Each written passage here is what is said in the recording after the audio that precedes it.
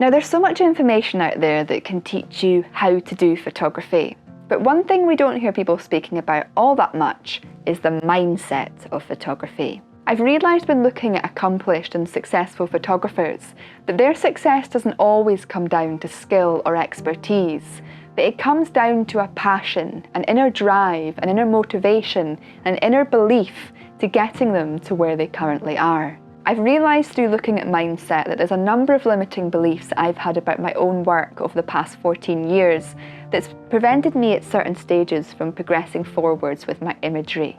And these limiting beliefs are things that I hear coming up time and time again in others too.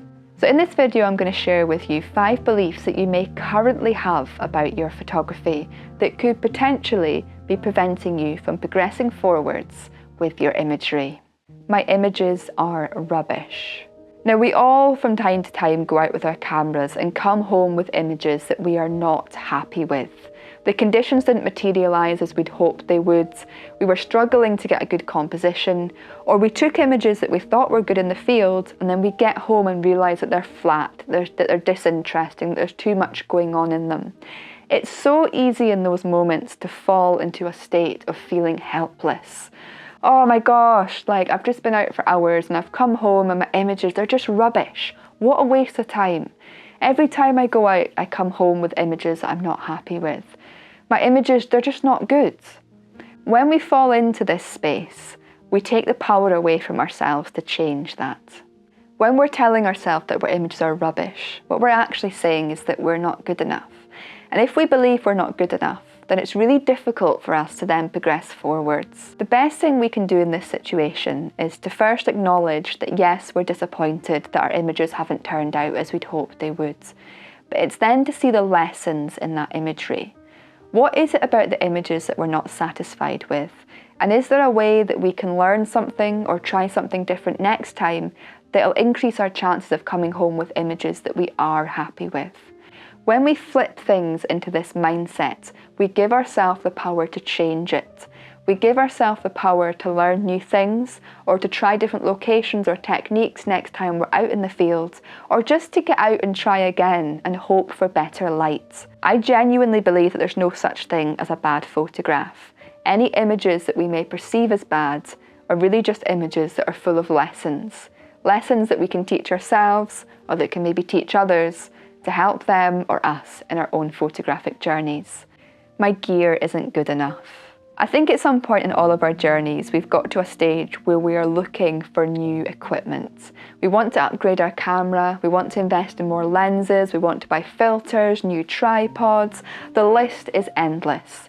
And while there's no denying that certain accessories, lenses and cameras can create better quality images, the truth of the matter is, what makes a good image is not the camera or the gear that you own, but the photographer behind the camera.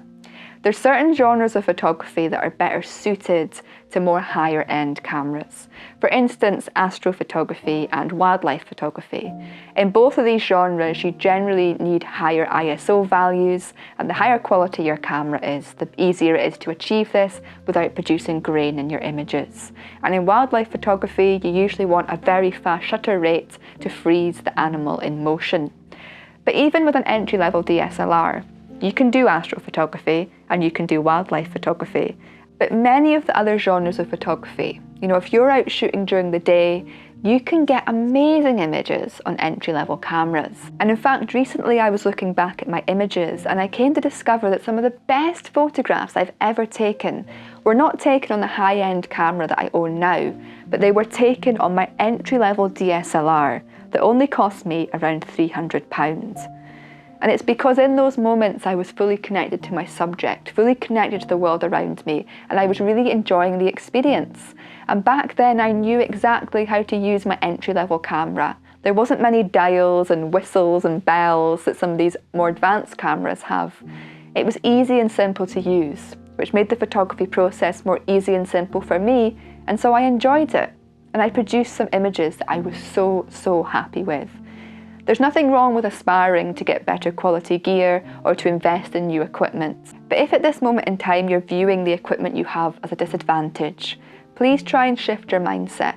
Because no matter what camera you own, even if it's just a camera on your phone, you can get good images. You've just got to learn how to use it and use it to the best of your ability. And that's what makes a good photograph. My images are not as good as others. Now, in every aspect of life, one of the worst things we can do is compare ourselves to others, because there's always going to be people out there who are better at certain things than we are. When we compare ourselves to others, it often makes us feel inferior. And when we look at really accomplished photographers and look at really beautiful printed images in magazines and whatnot, they can be fantastic sources of inspiration. They can motivate us to get out. They can give us ideas of images that we can create in the future. But if we then start comparing those images to our own, it only leaves us feeling dissatisfied. The only person you should be comparing your images with is yourself. A great exercise to try is to look back at the photographs you took early on in your photography journey and compare them with where you are now, and you will see the improvements. But when you compare it to others, you're only comparing it to somebody else's journey. Their journey has been different to yours. So when you're looking at others' images, look at them from a state of inspiration and not a state of comparison, and it will stop you feeling unworthy or dissatisfied with your own photographic journey. I haven't got time to practice. There's a really hard-hitting truth in life that we make time for the things that really matter to us. And there's no denying that life is busy. We all have commitments, places we have to be, things we have to do, and people that rely on us. But when we want to succeed in something in life, we have to make the time for it. So when we tell ourselves we don't have time to practice, what we're really telling ourselves is that in this moment in time, that thing is not a priority to us. So if you genuinely want to succeed with your photography, it's important that you try and find time to consistently do it and to practice and to connect with your camera so that you can progress forwards and make it a really active part of your life. One of the best things you can do is to sit down and look at your weekly diary or your weekly schedule and work out where there's blocks of time in each week where you could potentially dedicate that time to photography. There's so many people who, after they've had their evening meal, will just sit in front of the TV for 3 hours before they go to bed. And there's so many people now who will lie in bed scrolling on social media for an hour or two before they get up and get dressed and have their breakfast.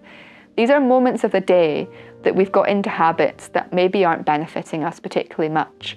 But if we change that habit, we can start introducing things into our life that we do want to do and that do benefit us, such as practicing photography.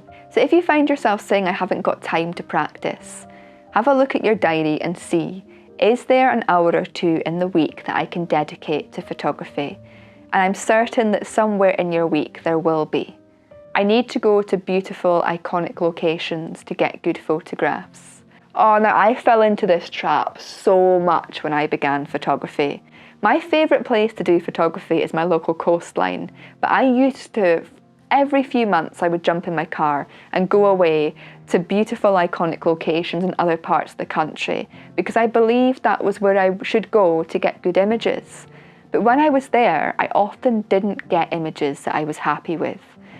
There are of course people who love travel photography and their passion is to travel around the world photographing beautiful iconic locations.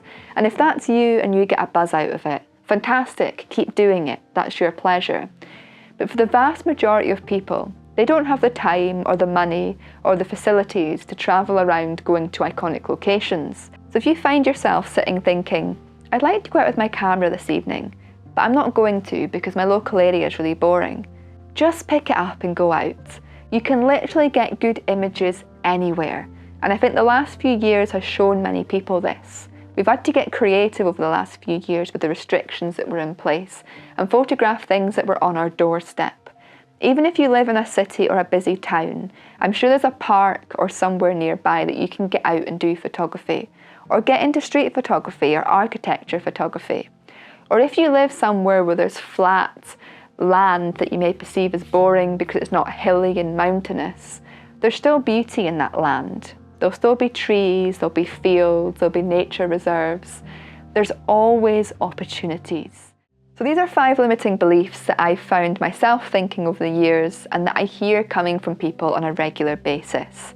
If you're someone who believes one or all of these things, maybe by shifting your mindset, it may help you to feel more positively about your photography and progress forwards with your photographic journey. The most accomplished photographers, or the ones that really enjoy doing photography, are the ones that get out there and do it, and they don't allow barriers to come in their way. Removing limiting beliefs and removing those mental blocks does take time and practice. It's not easy, and there's still days where these limiting beliefs come up for me, as they do for many other photographers. But the more we work on overcoming them and shifting our mindset, the easier it becomes.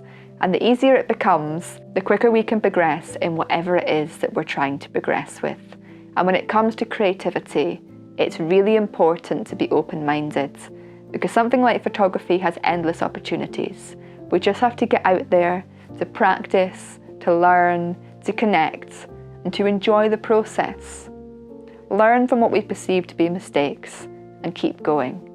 And over time, you will produce images that you love. As always, I want to say a huge thank you for watching. If you've enjoyed this video and would like to support my channel, please feel free to click the super thanks button below or sign up as a monthly channel member. All of your support and gratitude will go towards the continued growth and development of this channel. And if you're interested in any of the services that I provide, whether it's my workshops or my mentorship, you can find full details on my website. I look forward to seeing you all again next time.